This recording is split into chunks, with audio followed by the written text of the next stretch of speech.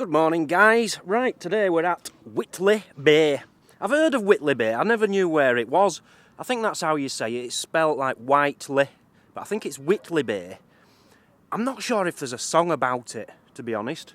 I've certainly heard of it, for some reason. It's quite a nice place, a bit of a seasidey place. I've had a nightmare week, I really have. Firstly, my uncle died, and that upset me quite a bit. So I've just not been in the mood for doing anything, really. And then I tried to go to Berwick. I camped around there for 4 days, no internet. So that were a downer. And I went to Berwick 2 days. Couldn't park anywhere. There's 3 car parks. And if you want to park in Berwick, you have to get there at like 8 o'clock in the morning, because everyone who works in Berwick parks in them 3 car parks, fills them up, and they're parked there all day. You cannot get parked in Berwick. Nightmare. So I gave up on that. And now I've come to Whitley Bay. I'm staying in Whitley Bay for 3 days. 2 more days. 2 more nights. And then I'm off to see the Dracula family. You might remember them. I think I'm staying with them for a day or 2, so fingers crossed. Right, let's get metal detecting this beach. It's been a long time since I've been metal detecting on a beach. It's about time. I was just looking up Whitley Bay, seeing if I could find anything out about the place. And there were some metal detectorists. They can't have been far from where I am now, maybe just a bit further up there. And they called the police one day because they found a human hand. Or arm, should I say. So they called the police. Here's a picture of it. Pretty gruesome. And it was sent for tests, and it turned out it wasn't a human arm at all. It was just a rotting seal's flipper. So I'd have reported it as well, but because it does look like an arm, but it wasn't. I don't know what year that was in the last few years. It was in the news, apparently. We've had some very famous people from Whitley Bay over the years. Are you ready for the list? There's some beauties. Gladstone Adams. Gladstone Adams is famous. He was the mayor of Whitley Bay, but he was more famous because he invented the windscreen wiper. Oh yes, the windscreen wiper. What an invention! What an invention! Honestly, every driver in the world has used it, and it came from here. On top of that, you've got W.E. Johns, who was the author of Biggles. Pretty cool. Ian Lafreniere, French name. He was pretty cool. You won't know this if you don't live in England, but he was the writer of The Likely Lads, one of the best TV shows ever. Porridge, one of the best TV shows ever. And Auf Wiedersehen Pet, one of the best TV shows ever. So what a writer. He's from here. Don't know if he's still alive or not, but he's from here. And 2 more, you've got Lucy Ratcliffe, she was the first winner of Britain's Next Top Model.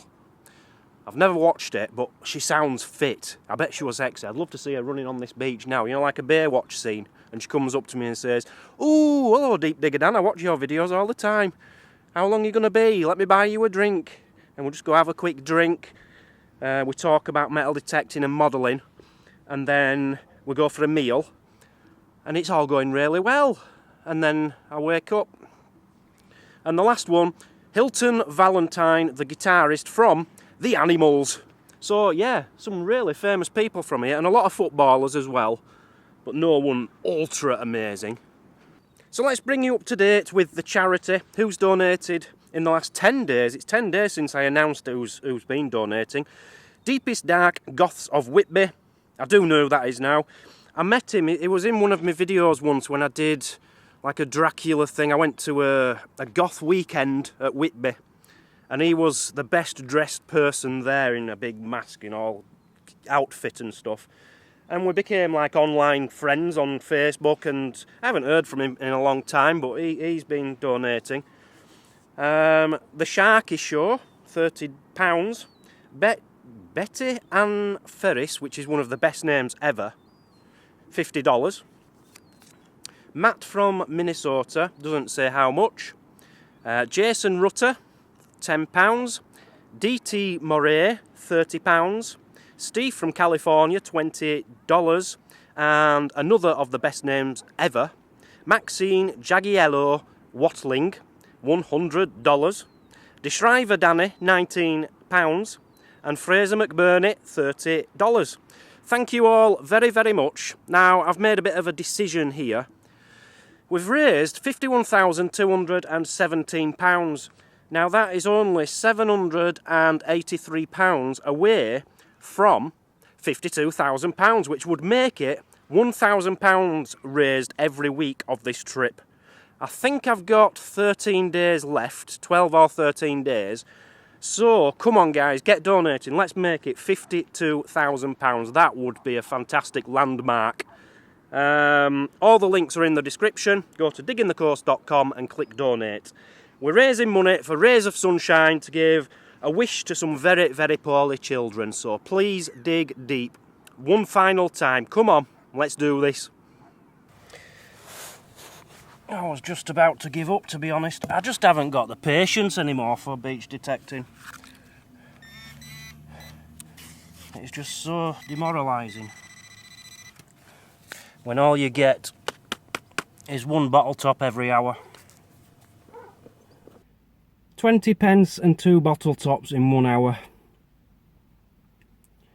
It was going to be like a 4-hour session, but I'm not wasting my time. I really have had enough of beach metal detecting for life. As soon as this trip's over, I don't think I'll ever go on another beach with a metal detector, unless I'm testing one. It's just not for me anymore. On the next trip, I'm really hoping to get into a lot of fields. So, fingers crossed for that, but as far as beach detecting goes, my career is almost over. I don't know what to do now. I'll have to find something. It's Sunday though, you see, busiest day of the week. It's middle of the summer holidays, the beach is packed. Everywhere's packed. Whitley Bay will be packed in the centre. I'm going to go park my car up and just have a look around Whitley Bay, I think. I found somewhere to go. I think it's called Tynemouth Castle and Priory, I think. It's behind me there. Looks lovely with a worker's van outside the front entrance. And it's English heritage, and I've got a card for that, so it's going to be free. Woohoo! Don't know anything about it. Let's go. So this is the cloister. I don't know what a cloister is. Apparently it would have looked something like that, where the monks used to hang out and have fun and stuff and play games and tig and stuff like that. But then the army took over it and they built barracks in here. There were a big building in here, but then they needed the stone, so they took it all away. But this picture is from 1895. So they'd use this to store all their ammunition and stuff. And this is where the officers would live and married soldiers. I can never understand this. Inside this churchy priory, you've got gravestones there. You've got some on the floor here. That's from 1761, I think it says. But this wasn't a priory in 17... It'll have been a ruin in 1761. So why were people buried inside after it became a ruin? Can anyone answer that? Because I've noticed that all up and down Britain. No idea what that stone's supposed to be about, but that is pretty cool. It's like a staff or something. And you've got one there with a sword on. Got 2 stone coffin looking like things here.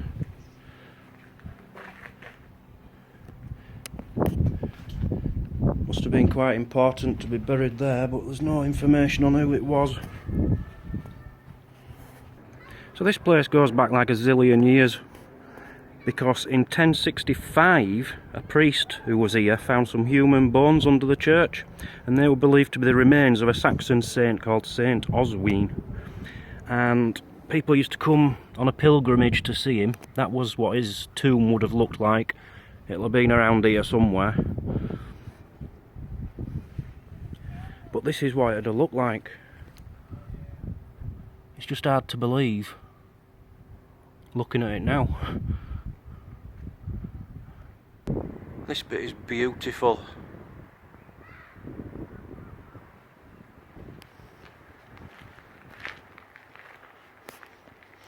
There's someone there, like a gravy plaque. I don't know if he's buried there, but there's a big plaque in someone's honour because he was the founder of some street. So he was just a builder, big deal. A builder, and he gets in the best place, in the best spot of a wonderful, wonderful priory. I should have been a builder. So I've just come in this churchy bit. Notice there's some lovely windows and you've got like a little altar thing in front here. I don't really know what it is, but if you look around properly, you see some amazing things. Look up here. Look at these, they've got men on and stuff on the roof. Let me try and turn you round. Like kings sat down, or monks probably. And you've got a beauty right at the end here. I bet 90% of people who come here don't even notice the roof. I'm just going around the graveyard. Oh, look, can you see that? Coat of arms, but look at the big fist at the top, that's pretty cool. These must have been important people, they've all got coat of arms. I wonder what my coat of arms is. It's probably a coat with two arms in it. You don't get much clearer than that. That's 1781 and look at how pristine that is. Amazing. You can see a lot of them have used sandstone here for the graves and they've just weathered away to nothing. So there's a little tip for you. Make sure you put in your will you do not want a sandstone headstone. Consider slate. Slate's a good preserver of time. That's what I'd go with. Slate. Or gold. Gold works for me. Right, check this one out. That's how thick it is and it's just weathered straight through. That's unbelievable. So I'm finally seeing the part which is castle-ish. It's just like a big defence for World War I and II. That's all it is. Massive gun here. They called this a 6-incher, 6-inch gun because the shells were 6 inches in diameter and this baby would fire out 7 miles. It's all defence for World War II more than anything. This gun itself, this was only put here in 1993, so it's not even authentic. So the statue behind me down there, that's Admiral Lord Cullingworth, I think he's called. And he was like second in charge under Lord Nelson, and at the Battle of Trafalgar when Nelson died, I think, he took over. So it was always in Nelson's shadow, but he was actually born here. That's pretty cool, pretty cool. Just look at these gravestones. I can guarantee these were made by the same man because they're all the same design pretty much. You've got the coffin, the hourglass, the crossbones, a book and a head. Now this was 1759. Let's go check out these others because there's a few and they all look the same to me. Where have they gone? 1729. It must be the same guy. You know, it's all same shapes, same size headstones. And there's another one here. 1762. They're the same person. Something I'd love to do, which everyone seems to be doing nowadays, is one of these DNA tests to see where you come from, because I'm convinced all my family has never moved more than 10 miles. They all lived in Haworth or Bradford. My dad is in Bradford, my mum in Haworth. And the families never moved as far back as I could trace it to the 1600s. And it'd just be interesting to see if there's any percentage of anything foreign. But it costs quite a lot of money, there's that DNA test, but I might get it done one day. As you expect, the best things are locked up, you can't get to them. There's loads of goodies on floor here, but look at them in the background, can you see them? They are from the 1200s. Two very important women, but they don't know who exactly. I want to get in there. What's that? Oh, that's nice. I can tell you exactly what that is because we've already seen one. There you go, it's from the top of that chapel. So there's a painting from 1819. That's pretty complete, isn't it? Now look at it now. It's been battered. Absolutely battered in just 200 years. It's gone. All in all, it's a pretty little place. I'm glad I came. All these places have little books, well, pretty big books on the place, and I'd love to read through them before I turn up. Must be full of facts which I've missed. It's just time, isn't it? Proper books. Right, that's it for today. At least I've finally got something on YouTube. Tomorrow I'm off to stay with the Dracula family, that's confirmed. So hopefully I'll get up to something with them. Fingers crossed. I know they're saying I can stay there, but I'm hoping they're going to take me either metal detecting or to a site or something. But we'll see. So thanks for joining today on Digging the Coast 3, 6. Don't forget to subscribe to my new channel.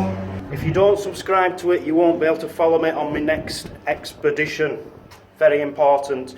So subscribe up there. Links in the description. See you all later. 5.